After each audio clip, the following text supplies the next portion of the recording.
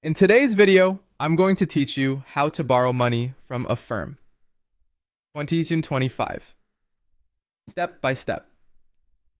Before you apply for a loan through Affirm, it helps to understand exactly what they look at. Think of it in three parts: basic eligibility, your individual history, and the policies of the store where you're trying to buy. First, eligibility.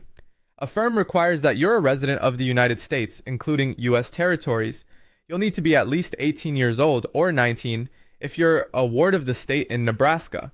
You must have a social security number, and you need a mobile phone number that can receive text messages and is registered in the United States or its territories. A quick tip here: make sure the phone number is active, in your name, and able to receive verification codes, because that's how Affirm confirms it's really you. Next, your individual history. This is where Affirm looks at your overall borrowing picture. Your credit score matters, as does your credit utilization, which is simply how much of your available credit you're using. Lower utilization generally signals less risk. They'll also consider your past payment behavior with Affirm, including any late or missed payments, deferred payments, or loan delinquencies. The age of your Affirm account can play a role, as can the number of loans you currently have open with them. The size of the loan you're requesting is part of the decision too, along with verification of your income and any existing debt obligations.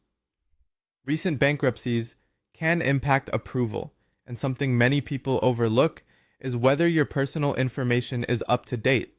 If you've moved, changed your phone number, or updated your name, make sure those changes are reflected in your records. Mismatched info can slow things down or lead to a denial.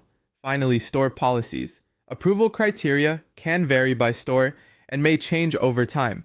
The interest rate a particular store offers through Affirm can differ, and some stores set minimum purchase amounts or impose maximums for financing. That means your approval and terms for one retailer may look different at another, even when you're using the same Affirm account. To set yourself up for success, confirm you meet eligibility, ensure your information matches public records, keep your utilization in check, and be prepared to verify income if asked. And remember, if the terms at one store aren't ideal, another store's policies might be a better fit. With these points in mind, you'll know exactly what to expect when you apply to borrow with Affirm.